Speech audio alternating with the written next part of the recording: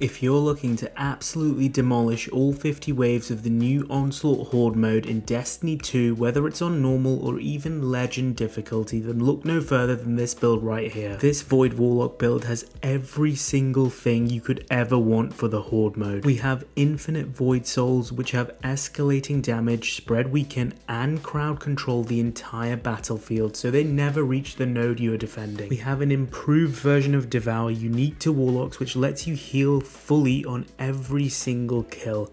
Infinite ability regeneration so you can keep spamming your grenades and healing rift, constant volatile explosion so we mow down tons of enemies, and we even get infinite overshields as well. You even weaken enemies and bosses for your teammates so they'll love you as well. You literally have every base covered with this build, which is what makes it so good in the new Horde mode. Dim link for the build will be linked in the comments or description below. At the heart of the build are the exotic Warlock gloves, the briarbinds. Now these allow you to pick up your Void Souls and redeploy them, so if you throw multiple rifts down, which with our high ability regeneration is really easy, you can actually spawn multiple Void Souls and have multiple angles covered, each with a Void Soul slowing enemies, damaging them and weakening them.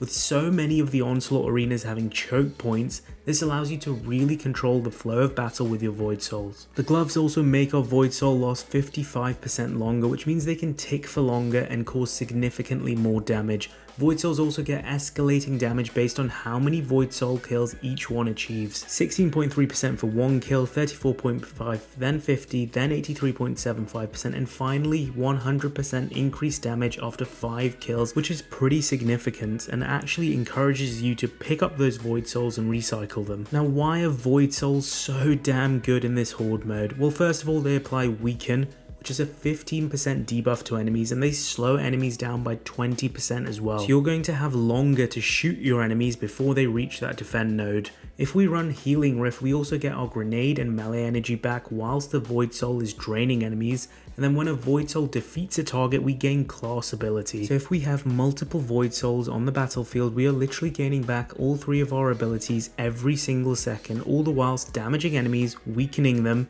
and slowing them down. Now, our Void build also has insane synergy with this setup. With Echo of Harvest, whenever we defeat a weakened enemy, we generate both an Orb of Power and we generate a Void Breach. Void Breaches grant us even more class ability energy, meaning we can deploy more Rifts and more Void Souls. And then both Void Breaches and Orbs of Power grant us Devour, thanks to Echo of Starvation. Now, Devour usually gives half of your health back when you kill an enemy, and it grants us grenade energy. But with this subclass, this bonus is doubled, so Devour actually grants us full health on every single kill and a massive chunk of grenade energy thanks to Feed the Void. So you'll have infinite Void grenades to throw, and you'll constantly keep getting your health back. It actually makes you immortal in the Horde mode. So all these abilities synergize in a positive feedback loop to give you more abilities.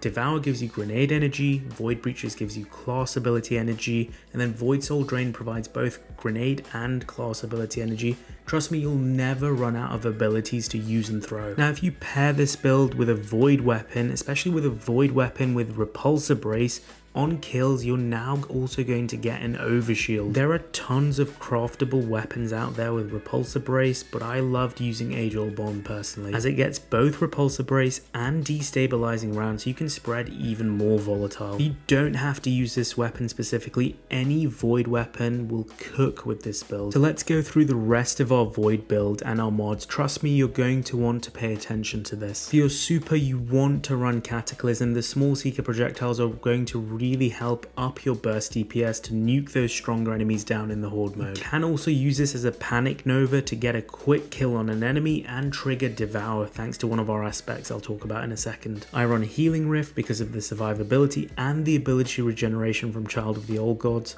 Burst Glide, Pocket Singularity, Scatter Grenade. I prefer this to Vortex Grenade purely because Scatter Grenade has slightly shorter cooldown.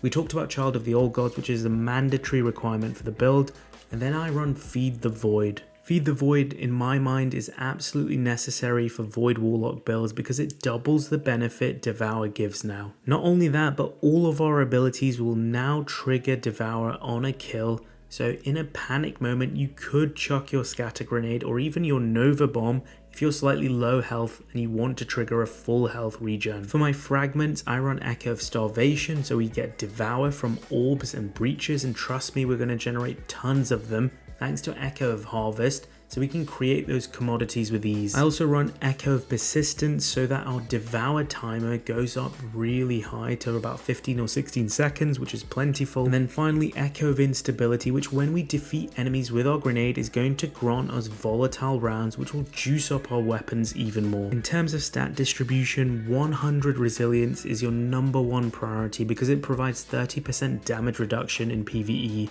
In close second is 100 Discipline, so that our scatter grenade cooldown is minimized and we can spam this ability even more. For our mods, our priority is going to be to maximize orb generation through our abilities, through our weapon kills, so we can get even more Devour and even more class ability regeneration and super regeneration on top. On my helmet, I run 1 Harmonic Siphon, so that rapid void weapon final blows create orbs of power. I also run Ashes to Asset for increased super regeneration and Heavy Ammo Finder, which is crucial in horde mode. On my gloves, I run Firepower to generate orbs from grenade kills, Bolstering Detonation to grant more class ability energy when we cause damage with a grenade, and 1 Fastball so that we can yeet our scatter grenades across effectively. Run the relevant resistance mods on your chest piece, and then on my boots I run 2 stacks of Insulation and 1 stack of Absolution, so with that we can maximize our class ability regeneration when we pick up Orbs of Power. And finally on my class item I run 1 Reaper,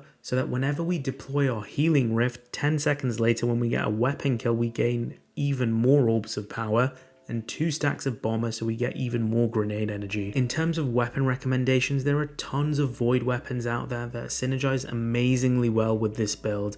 I had success with Age-Old Bond with Repulsor Brace and Destabilizing rounds, but there are tons of other good options out there. I ran Apex Predator with Bait and Switch and Reconstruction for my heavy slot, which worked well for burst DPS, as well as Arbalist in my special for more burst DPS and for anti-barrier properties. But like I mentioned, the weapons are very flexible with this build. As long as you run a void weapon in that energy slot, anything else is sort of subject to your requirements. Most of the artifact mods actually aren't beneficial to this build. Most of the mods this season focus on solar, stasis, so this is truly going to be a build you can rely on any season without any support from your artifact perks. So there you have it, my most recommended build for the new horde mode that absolutely destroys it. The absurd amount of void souls and scatter grenades dominates both ads and bosses, and your friends will love you for running this build with them. If you enjoyed what I talked about today, remember to smash the like button and subscribe to the channel for more Destiny build videos, both PvE and PvP. You know builds are about to become crazy with Final Shape, allowing us to combine light and darkness subclasses,